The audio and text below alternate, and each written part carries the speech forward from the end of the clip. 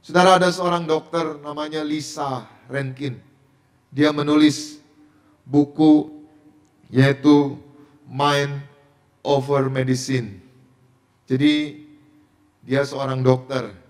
Jadi saudara, orang-orang sakit itu kadangkala misalkan ada orang mau dioperasi, sesungguhnya operasinya nggak terlalu berat. Ya operasi ringan aja, operasi biasa. Lalu dibuat survei, dibuat riset. Penyakitnya mengerikan, penyakitnya bahaya. Tapi sebenarnya operasinya operasi yang sederhana, yang gak terlalu berat. Tapi ketika orang-orang yang sakit ini saudara, yaitu diobati, dikasih suntik, kadangkala suntikannya pun gak mesti obat, kadangkala ada vitamin. Nah tapi orang yang sudah melewati ya tadi suntik, operasi saudara, pikiran mereka mulai terpengaruh.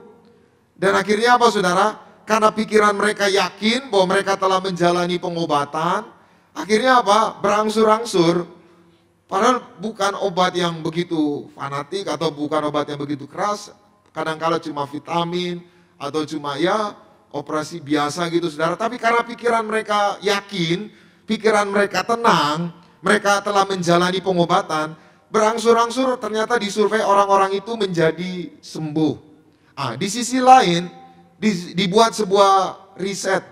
Ada seseorang yang divonis akan dihukum mati. Lalu diambillah seorang pria laki-laki yang bersalah yang melakukan pelanggaran hukum. Lalu pria ini saudara dikatakan, kamu akan disuntik, yaitu disuntik mati. Disuntik racun yang mematikan. Padahal saudara suntikannya itu cuma suntikan vitamin. Dan karena dia dikatakan disuntik racun, disuntik untuk mematikan, padahal yang disuntik vitamin saudara, karena pikirannya, wah mati ini saudara. Akhirnya saudara jantungnya terganggu dan akhirnya orang-orang ini benar-benar mati. Bukan karena suntikannya vitamin, tapi karena pikiran. Ada banyak orang saudara depresi karena pikiran. Hari ini mari jaga pikiranmu. Pikiran yang suci atau suci pikiran artinya kita memikirkan yang baik dan yang benar. Buang semua pikiran yang buruk. Buang semua pikiran yang jelek. Buang semua pikiran yang kotor. Pikirkanlah hal-hal yang baik. Bahwa hari ini ekonomimu sedang sulit. Bahwa hari ini mungkin hutangmu sedang menjerat engkau. Mulailah pikirkan yang baik. Tuhan pasti tolong aku. Tuhan pasti beri jalan keluar. Tuhan pasti bebaskan aku. Tuhan pasti berikan mujizat. Maka ketika saudara memikirkan semua yang baik, memikirkan semua janji-janji Tuhan, semua itu kita pasti alami. Katakan amin. Masih ada jalan terbuka untukku. Masih ada jalannya Tuhan. Masih ada jalan terbuka untukku.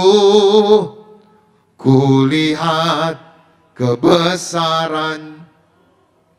Pak Rezi, saudara, selama hidupnya selalu mikir gereja, mikir jemaat. Kita kalau lagi telepon atau lagi ngobrol, yang dia bahas selalu tentang gereja, jemaat, gereja, jemaat, gereja, jemaat. Ketemu orang di restoran, bahas gereja, jemaat. Ada orang mau undang dari, ada pendeta hebat dari Amerika. Lalu ketemu pengusaha besar di Indonesia. Lalu pengusaha ini ajak Pak Parezi ketemu dengan pendeta besar ini.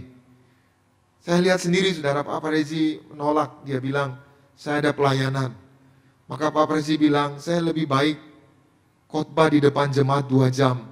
Daripada 2 jam ngobrol-ngobrol di restoran. Jadi dia selalu mikir gereja, mikir jemaat, mikir gereja.